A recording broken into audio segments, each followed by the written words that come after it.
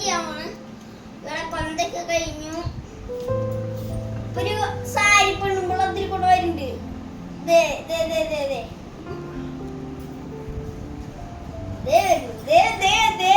Hello sari പെണ്ണുള്ള എന്താണ് ശരിക്കും എന്റെ അന്വേഷിച്ചേട്ടാ ആർക്കുറിയില്ല.